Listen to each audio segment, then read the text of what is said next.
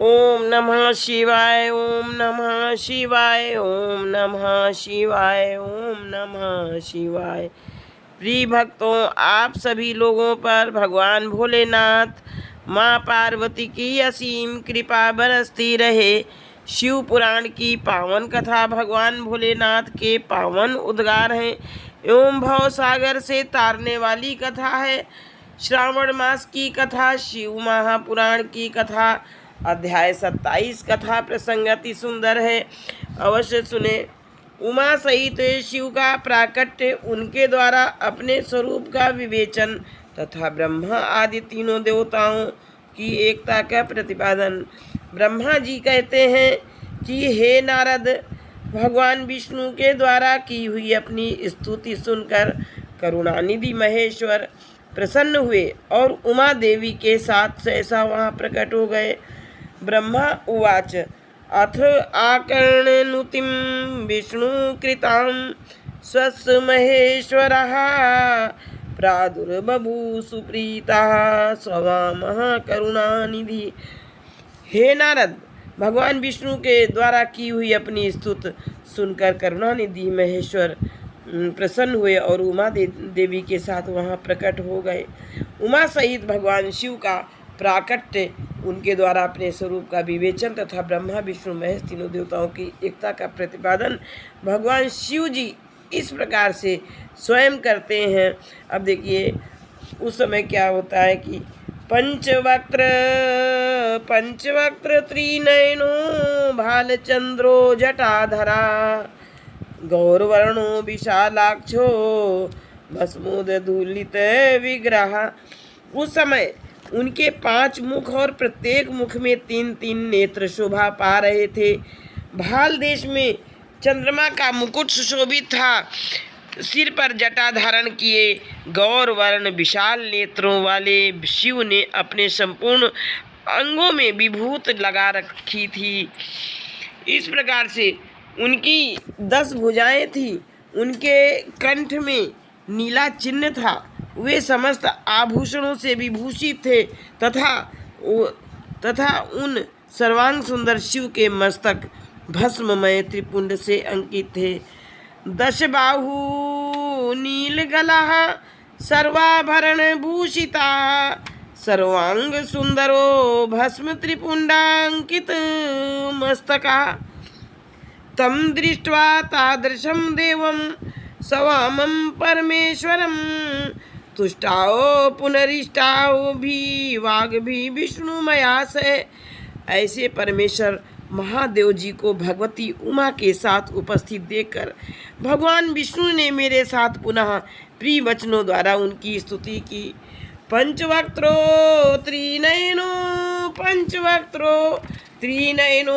भालचंद्रो जटाधरा गौरवर्णो विशालाक्षो भस्मोदधूलिते विग्रह।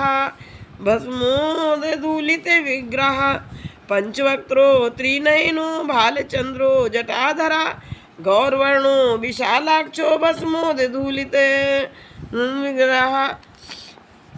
तम दृष्ट्वा तादृशं देवं स्वामं परमेश्वरं तुष्टाओ पुनरिष्टिभिः वाग्भिः विष्णुमया स। निगमं श्वास रूपेण ददौ तस्मै ततो हराः विष्णवे च प्रसन्नात्मा महेशा करुणाकरा। तब करुणाकर भगवान महेश्वर शिव ने प्रसन्न चित्त होकर उन श्री विष्णुदेव को श्वास रूप से वेद का उपदेश दिया। हे मुने, उसके बाद शिव ने परमात्मा श्री हरि को गुह्य ज्ञान अर्थात गुह्य ज्ञान मीन्स गुप्त ज्ञान प्रदान किया। फिर उन परमात्मा ने कृपा करके मुझे भी वह ज्ञान दिया। ततो ज्ञानम दातस्मै रहस्यम परमात्मने परमात्मा पुनः मह्यम दत्तवान् कृपया मुने। संप्राप्य निगमं विष्णु पपृच्छे पुनरेव तं कृतार्था सांजलि नत्वा मया सहे महेश्वरम। वेद का ज्ञान प्राप्त कर कृतार्थ हुए भगवान विष्णु ने मेरे साथ हाथ जोड़कर महेश्वर को नमस्कार करके पुनः उनसे कहा। विष्णु जी कहते हैं शिव जी से, हे देव, आप कैसे प्रसन्न होते हैं। हे प्रभु, मैं आपकी पूजा किस प्रकार करूं, आपका ध्यान किस प्रकार से किया जाए, और आप किस विधि से वश में हो जाते हैं। कथम चतुष्य से देव मया पूज्या, कथम प्रभो कथम ध्यानम कर्तव्यम, कथम ब्रजसी वश्यताम। हे महादेव, आपकी आज्ञा से हम लोगों को क्या करना चाहिए। हे शंकर, कौन कार्य अच्छा है और कौन बुरा है, इस विवेक के लिए हम दोनों के ऊपर कल्याण हेतु आप प्रसन्न हो और उचित बनाने की कृपा करें। किम कर्तव्यम महादेव ही आवाभ्याम तहो शासनात्, सदा सदा ज्ञापयनो प्रीत्यर्थम कुरु शंकर। हे महाराज, हे प्रभु, हे शिव, हम दोनों पर कृपा करके यह सब एवं अन्य जो कहने योग्य है वह सब हम दोनों को अपना अनुचर समझकर बतावें। एत सर्वं महाराज कृपां कृत्वा वयो प्रभो, कथनीयं तथानीवच विज्ञाय स्वानुगो शिव। ब्रह्मा जी कहते हैं, ब्रह्मा उवाच इति एतत् वचनं श्रुत्वा प्रसन्नो भगवान हरा उवाच वचनं प्रीत्या सुप्रसन्ना कृपानिधि। हे मुने, हे नारद, श्री हरि की यह बात सुनकर प्रसन्न हुए कृपा निधान भगवान शिव प्रीतपूर्वक यह बात कहने लगे। शिव जी कहते हैं, बोलते हैं, श्री शिव उवाच हे सुरश्रेष्ठ गण, मैं आप दोनों की भक्ति से निश्चय ही बहुत प्रसन्न हूँ। आप लोग मुझ महादेव की ओर देखते हुए सभी भयों को छोड़ दीजिए।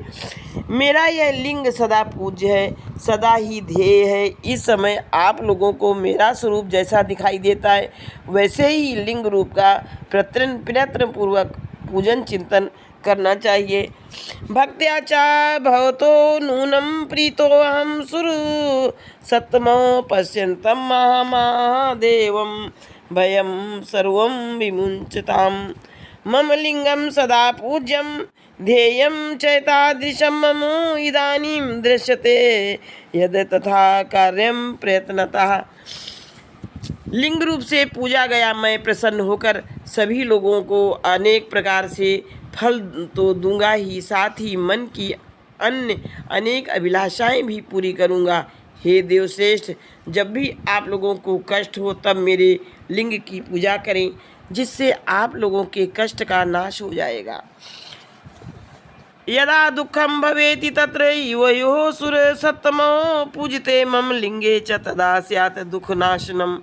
आप दोनों महाबली देवता मेरी स्वरूप भूत प्रकृति से और मुझे सर्वेश्वर के दाएं और बाएं अंगों से प्रकट हुए हैं।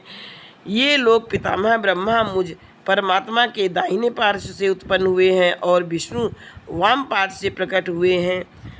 मैं आप दोनों पर भली बात प्रसन्न हूँ और मनोवांछित वर दे रहा हूँ। मेरी आज्ञा से आप दोनों की मुझ में सुदृढ़ भक्ति हो।